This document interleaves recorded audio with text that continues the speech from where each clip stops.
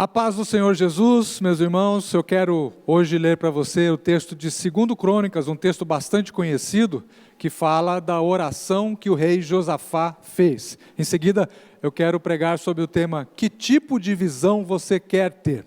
2 Crônicas, capítulo 20, a partir do primeiro versículo, diz assim: Depois disto, os filhos de Moabe e os filhos de Amon, com alguns dos meunitas, vieram para fazer guerra contra Josafá.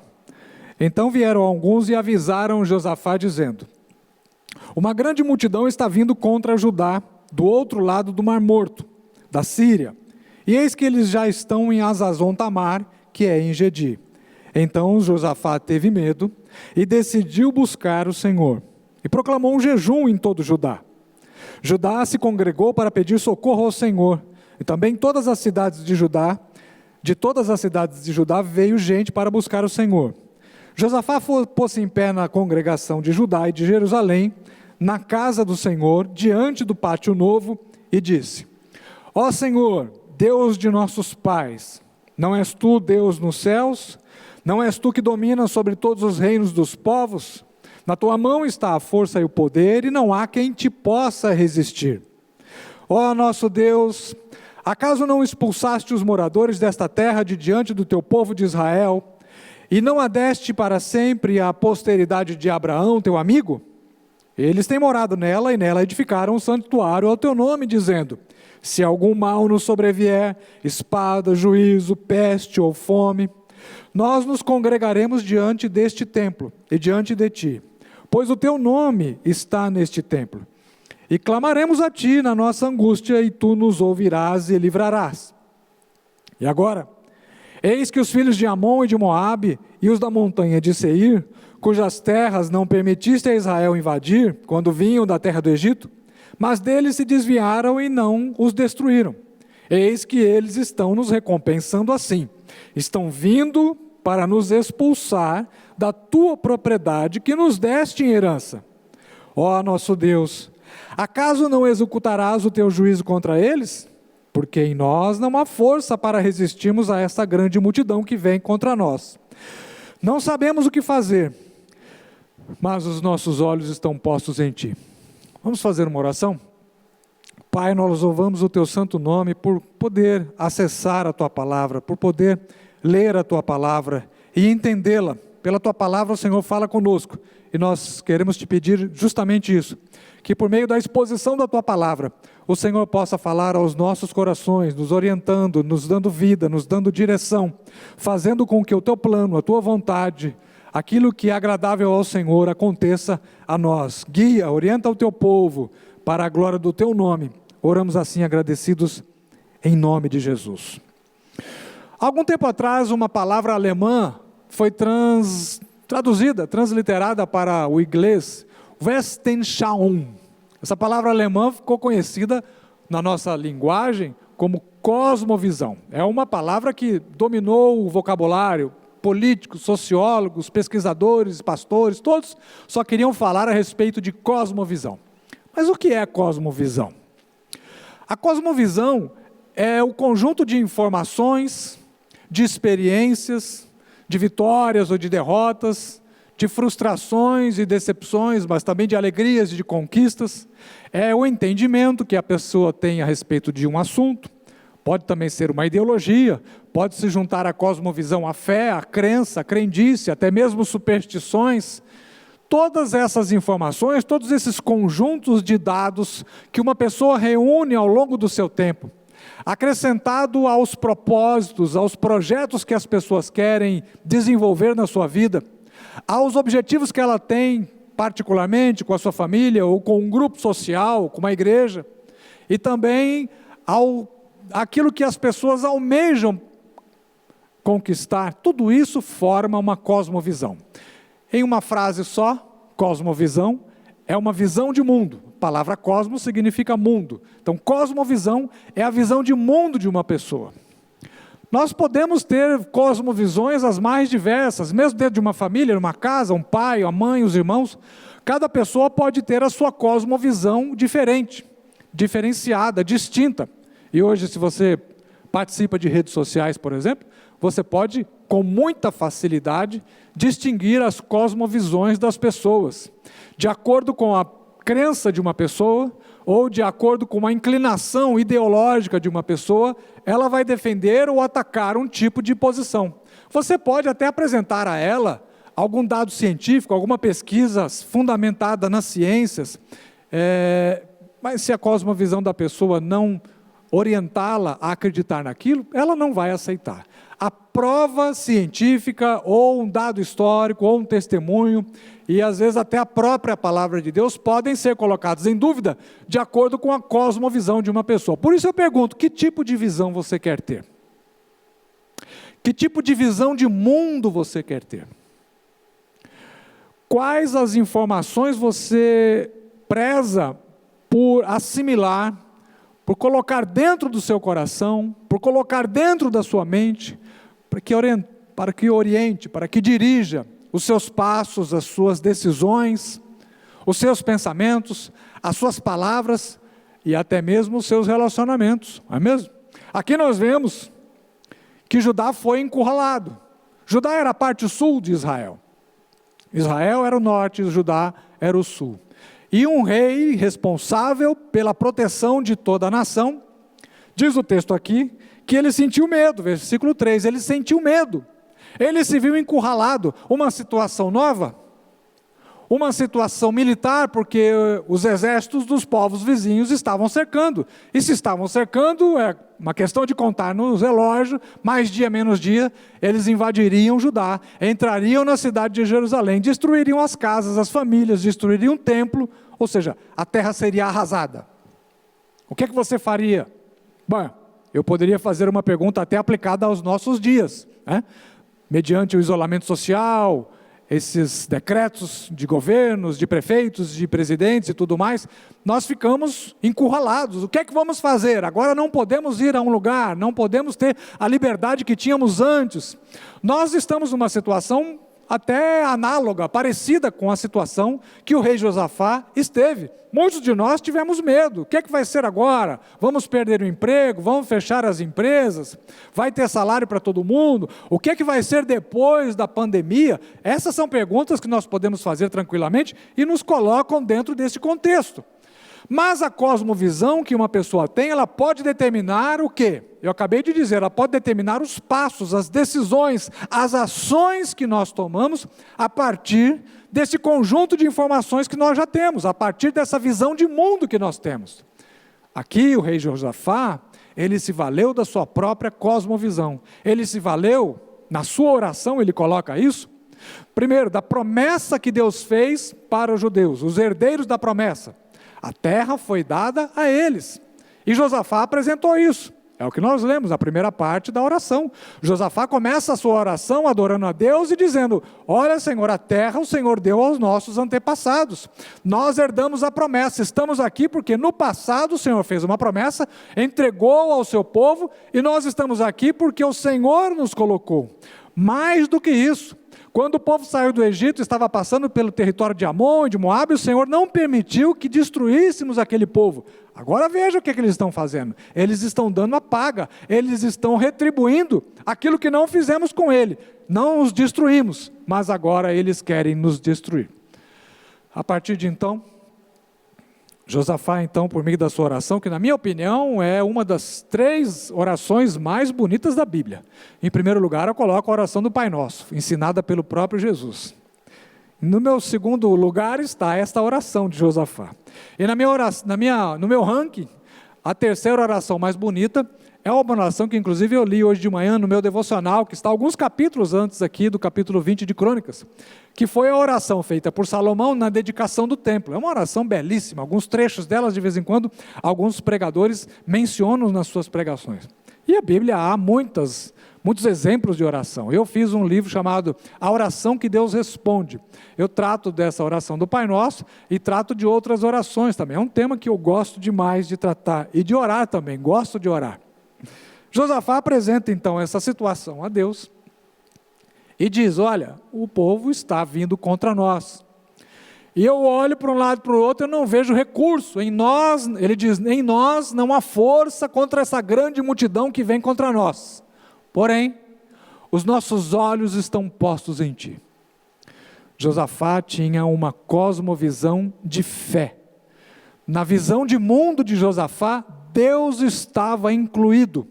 Deus era um agente ativo na cosmovisão de Josafá. E eu quero falar para vocês rapidamente sobre 3 tipos de visão que a Bíblia apresenta. Primeiro é a visão humana, a visão comum, a visão natural. A visão que as pessoas têm no seu dia a dia, a partir de notícias da imprensa, a partir de conversas com seus amigos, a partir de conversa com seus vizinhos, a partir das informações que chegam até nós, de todas as áreas. Nós vamos formando uma visão de mundo, nós vamos nos informando e vamos criando os nossos próprios conceitos. Quando eu falo de conceito, eu gosto de dar um exemplo que tanto homens quanto mulheres entendem rapidamente. Por exemplo, se eu disser bola, as mulheres provavelmente vão lembrar daquela bola da queimada. Lembra? Quando jogava queimada na rua, tinha uma bola, geralmente uma bola leve, né? Ou bola de vôlei. Mas se eu disser a mesma palavra para os homens, eles vão lembrar do quê? Bola de capotão, bola de futebol de salão, bola de futebol em geral. Ou, às vezes, até a bolinha de gude, aquelas bolinhas de vidro que a gente jogava, pelo menos eu joguei muito, quando éramos pequenos. Isso é o quê? Isso é um conceito. As pessoas diferentes lembram de coisas diferentes quando uma palavra é dita. E Paulo, quando escreveu 2 aos Coríntios, no capítulo 10, versículos 4 e 5, ele fala a respeito da visão natural. Ele diz que a visão natural, ela precisa ser levada à obediência de Cristo, ao crivo da palavra de Deus. Paulo fala que nós devemos levar cativo todo pensamento, toda fortaleza ao crivo da palavra de Deus, ao exame da palavra de Deus.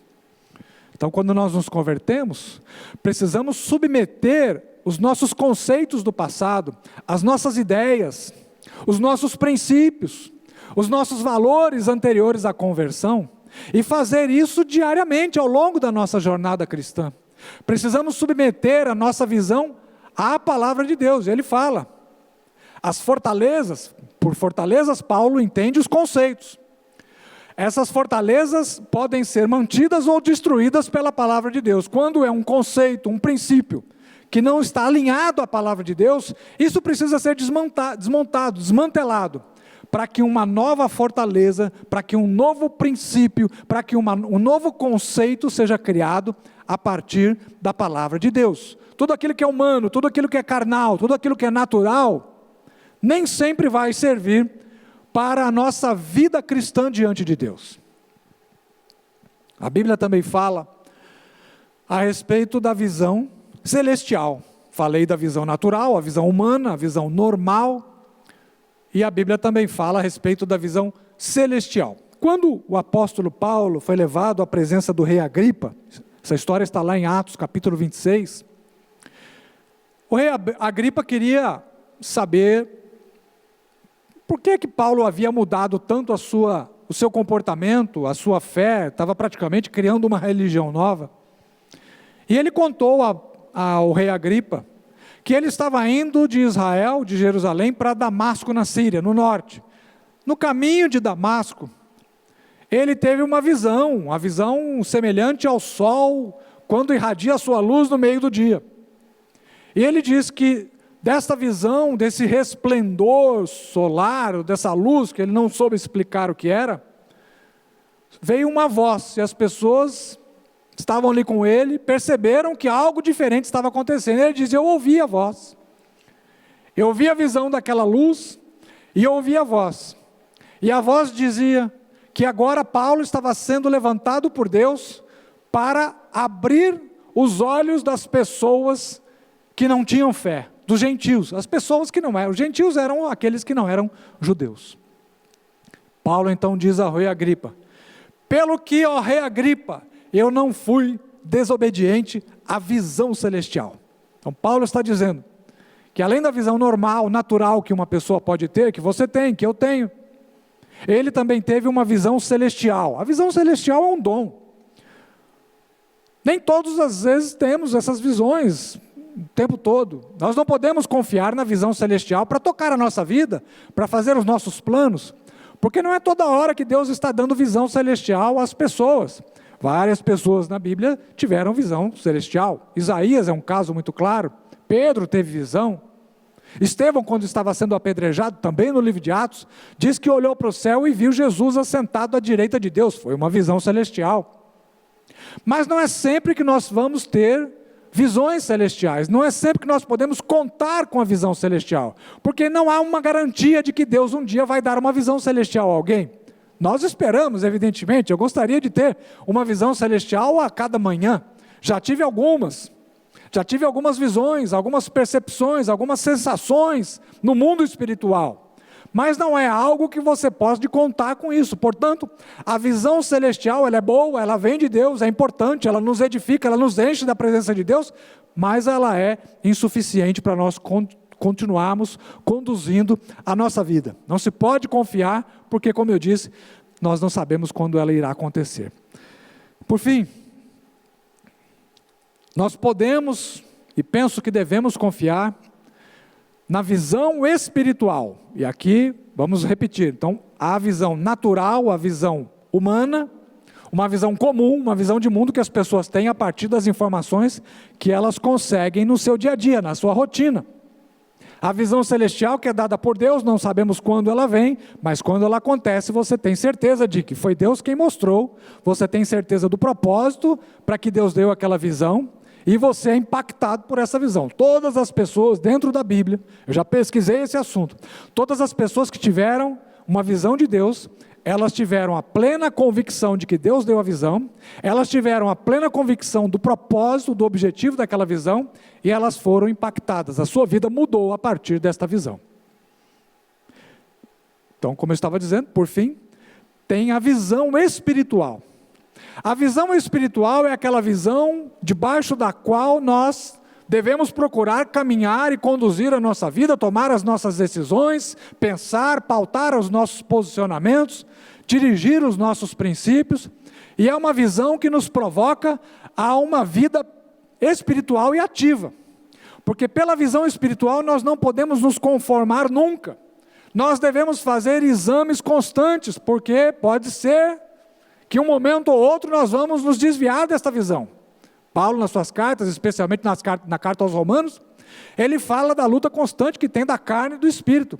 A carne quer levar o corpo humano, as nossas decisões, a nossa vida para um lado, mas há uma briga constante com o espírito, porque as coisas na vida de uma pessoa guiada pelo espírito, elas vão se inclinar para as coisas de Deus.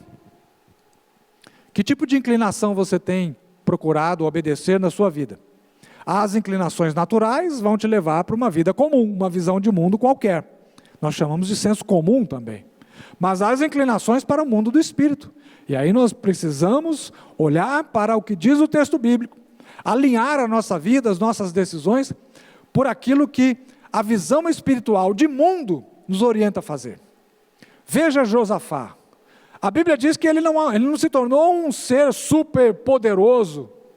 Ao contrário, ele era rei, mas teve medo quando teve a informação de que havia exército cercando o seu território.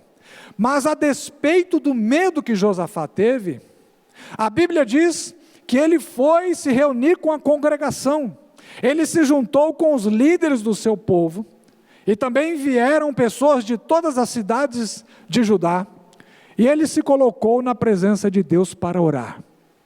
Aí está o comportamento de um homem que tem a visão espiritual para a sua vida. Ele tem medo, ele não renegou os seus sentimentos mais naturais, porque o medo é um sentimento natural do ser humano. A despeito do medo, ele não saiu fazendo confissões, nós vamos vencer, essa luta é pequenininha diante do meu Deus, isso é só um ventinho, uma brisa suave, nós vamos para cima e vamos vencê-los, vamos derrotá-los. Não confie na confissão positiva para tocar a sua vida espiritual.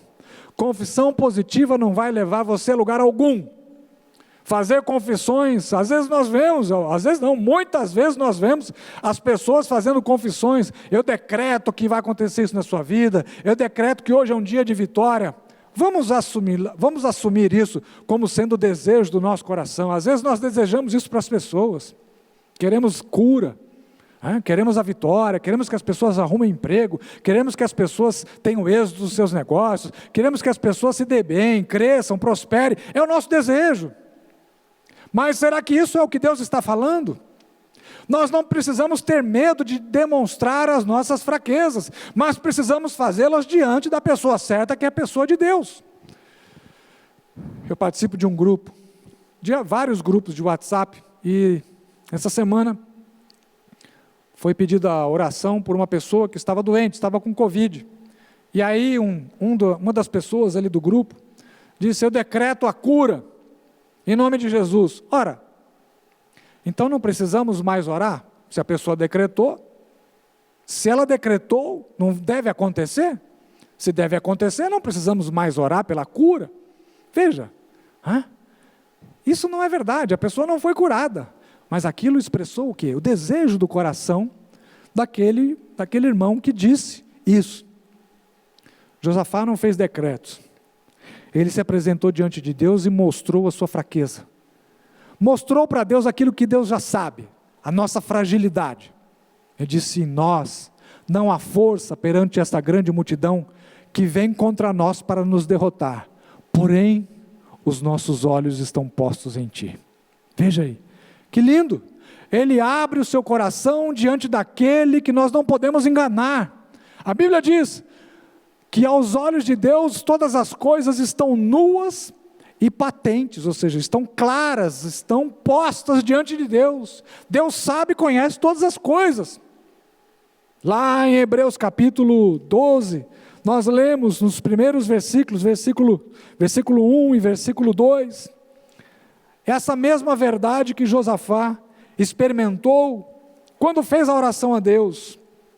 Capítulo 12 da carta aos Hebreus diz: portanto, também nós, visto que temos a rodear-nos tão grande nuvem de testemunhas, livremo-nos de todo o peso e do pecado que tão firmemente se apega a nós, e corramos com perseverança. Olha, correr com perseverança, parece um paradoxo, né? A carreira que nos está proposta, olhando firmemente para o autor e consumador da fé, Jesus, o qual, em troca da alegria que estava proposta, suportou a cruz, sem se importar com a vergonha, e agora está assentado à direita do trono de Deus. Mas eu quero destacar aqui só esse trecho: olhando firmemente para o autor e consumador da fé, Jesus. Então, o autor está dizendo aqui, nós temos uma grande nuvem de testemunha. Ele estava escrevendo o capítulo 11 sobre os heróis da fé do Antigo Testamento. E ele está escrevendo para leitores que estão passando perseguição no Império Romano. Então ele diz: olha, todos esses heróis do Antigo Testamento estão conosco na mesma situação. Eles foram perseguidos, eles passaram dificuldades, eles enfrentaram provações. E eles estão junto conosco, olhando para Jesus, que é o autor e consumador da nossa fé. Então vamos reter a nossa confissão, a confissão da nossa esperança. Porque fiel é aquele que nos prometeu. Retenha a sua confiança, retenha os seus valores, retenha a sua visão de mundo, mas uma visão de mundo espiritual, na qual você possa encaixar Deus, na qual Deus possa estar no começo, no meio e no fim, na qual você tenha a liberdade de confiar naquilo que Deus disse que vai acontecer na sua vida. Não confie somente nas coisas que o mundo está dizendo, porque se você olhar para o mundo, nós não vamos sair de casa. Aliás, é o que está acontecendo, não se pode sair de casa, é proibido sair de casa. Mas vamos, mesmo obedecendo às leis do país, vamos continuar com os nossos olhos postos no Senhor. Veja aí, Josafá teve uma grande vitória, Deus deu a ele uma grande vitória, e ali ele não precisou reunir os seus exércitos, o próprio Deus enviou um anjo, e se encarregou de proteger e de livrar, não só Judá, mas Jerusalém, o rei, e a história, o final da história, eu convido você a ler, foi um final positivo. Se você está atravessando um momento de dificuldade, se você está se sentindo como Josafá, há um cerco ao seu redor, de uma dificuldade de uma natureza tal, ou de outra natureza. Eu não sei se você está nessa situação, talvez você olha para um lado, olha para o outro, quer olhar para trás, e para frente você não consegue enxergar nada. A lição desta mensagem é essa: olhe para cima. Olhe para aquele que é o autor e consumador da sua fé. Deposite a sua confiança somente nele. Porque se ele colocou ou permitiu que você entrasse em uma situação em que você está em aperto, um aperto muito grande, ele vai ter a solução. Ele vai abrir uma porta aonde não tem porta. Não é isso que diz o texto bíblico? Ele abre porta onde não tem porta, ele fecha a porta que o inimigo quer abrir para que a gente passe e se quebre mal, se estrepe todo e aconteça as piores desgraças na nossa vida. Ele é o Senhor que fecha portas pelas quais nós não devemos passar. Amém? Guarde esta palavra no seu coração. E guarde esta pergunta, que agora eu penso que você já tem a resposta. Que tipo de visão você quer ter? A Bíblia fala da visão natural, a visão humana. A Bíblia fala da visão espiritual, a visão celestial como um dom. E a Bíblia fala sobre a visão espiritual, aquela que nós carregamos durante toda a nossa vida. A visão espiritual que nos guia, que nos orienta, que faz com que a gente tenha paz no coração, porque estamos caminhando na presença do Senhor. Que Deus te abençoe em nome de Jesus.